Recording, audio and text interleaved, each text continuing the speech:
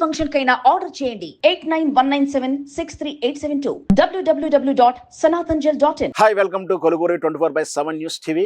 నేను శ్రవణ్ కుమార్ వీర్లపాటి, పొలిటికల్ అనలిస్ట్ని.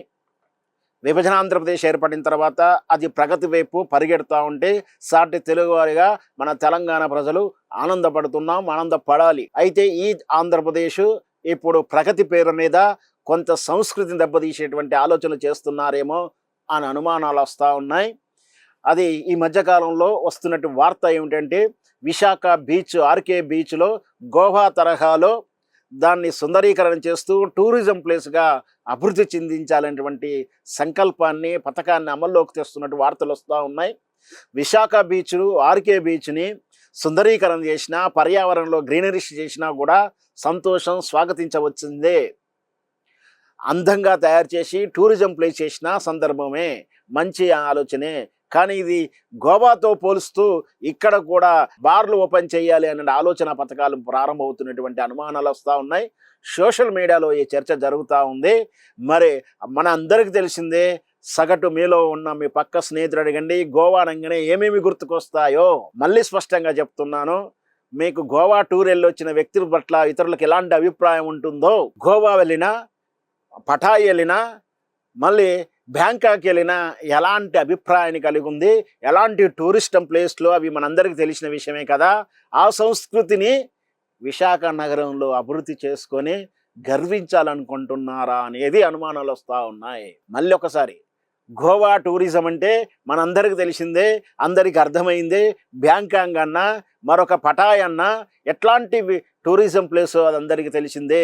విశాఖ బీచ్లో బార్లు ఓపెన్ చేసి సంస్కృతిని విచ్ఛిన్నం చేస్తా అంటే, విశాఖ బీచ్కి వచ్చే వాళ్ళు ఎవరుంటారా అంటే చిన్నపిల్లలతో సహా, విదేశీయులతో సహా వచ్చి ఆనందంగా ఆ అలల ఒడ్డున కూర్చొని మన శ్రీశ్రీ గారి 1000 అశ్వానుల కావ్యం రాస్తాను ఆ విశాఖ ఎర్రకొండలు చూస్తూ అని చెప్పి గర్వంగా చెప్పాడు శ్రీశ్రీ గారు.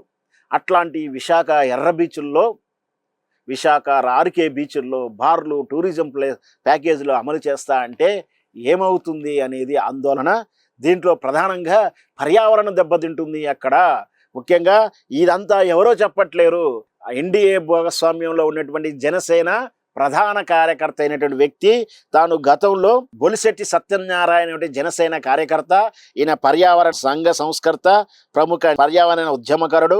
చాలా విషయాల్లో ఈయన పర్యావరణ గురించి ఉద్యమాలు చేసి పోరాటం చేసిన వ్యక్తి. గతంలో ఈయన జనసేన పార్టీలో, అంటే ఇప్పటికీ జనసేన పార్టీలో ఉన్నాడు. ఈ ఇష్యూ వచ్చిన తర్వాత జనసేన పార్టీ తరఫున దూరంగా ఉంటూ తాను మళ్ళీ పర్యావరణానికి కట్టుబడి ఈ అంశాన్ని లేవనెత్తుతున్నాడు. జల సంరక్షణ ఉద్యమమైన జల్ బీరదారి కన్వీనర్గా ఉంటూ ఉత్తరాంధ్ర పారిశ్రామిక కాలుష్యము, తీర ప్రాంత విధ్వంసం, అక్రమ భూగాక్రమణలపై పోరాడుతున్నాడు. కొల్లేరు సరస్సు మీద కూడా పోరాడాడు. అమరావతి రాజధాని ప్రాంతంలో పర్యావరణ నిబంధనల విషయంలో పోరాడిన వ్యక్తి ఈ బొలిశెట్టి సత్యనారాయణ గారు ఏమంటున్నారో ఒక్కసారి చూసే ప్రయత్నం చేద్దాం. బొలిశెట్టి సత్యనారాయణ గారు ఏమంటున్నారో ఒక్కసారి చూసే ప్రయత్నం చేద్దాం. ఈయన ప్రధానంగా ఆ స్థానిక ఎంపీ అయినటువంటి భరత్ గారి మీద, గీతం యూనివర్సిటీ కాలేజీ యజమాని భరత్ గారు, ఆయన స్థానిక ఎంపీ అవుతారు. ఆయన ఎవరో కాదు, మన బాలకృష్ణ హీరో బాలకృష్ణ గారి, నందమూరి బాలకృష్ణ గారి స్వయాన చిన్నల్లుడు, కూతురు వారి భర్త.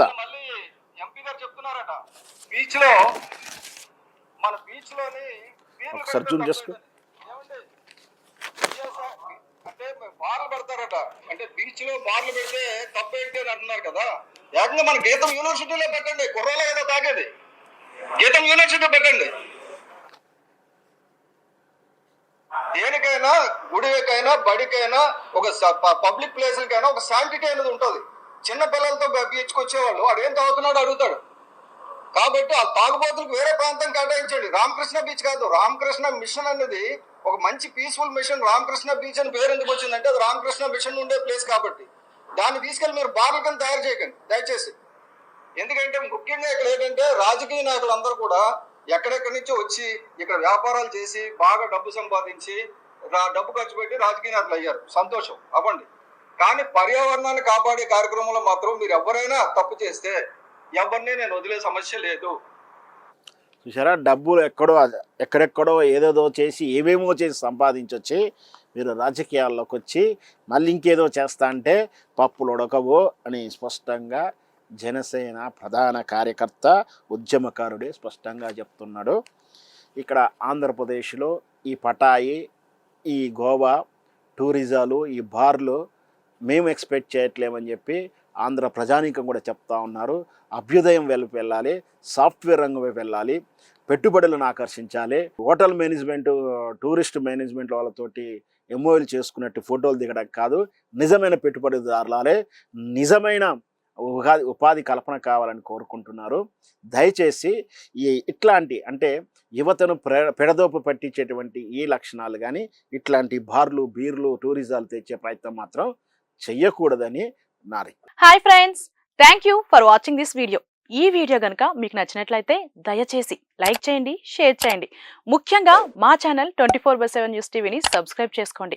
ఆ తర్వాత మీ విలువైన అభిప్రాయాల్ని, మార్పులు, చేర్పులు, కావాల్సిన వీడియో ఏమన్నా ఉంటే మన వీడియో కింద కామెంట్ సెక్షన్లో కామెంట్ రూపంలో తెలియజేయండి. నమస్కారం, సాయిదంచిక మాట్లాడుతున్నాను. ప్లీజ్ సబ్స్క్రైబ్, షేర్, లైక్ చేయండి 24/7 టీవీ ఛానల్. హాయ్ నమస్తే, నేను మీ Sonia Akula. Please subscribe to 24/7 news TV. Hi అండి, అందరికీ నమస్తే. నేను Mankota Prasad. Please do subscribe 24/7 news TV. Political, entertainment and infotainment updates కోసం like, share, subscribe 24/7 news TV.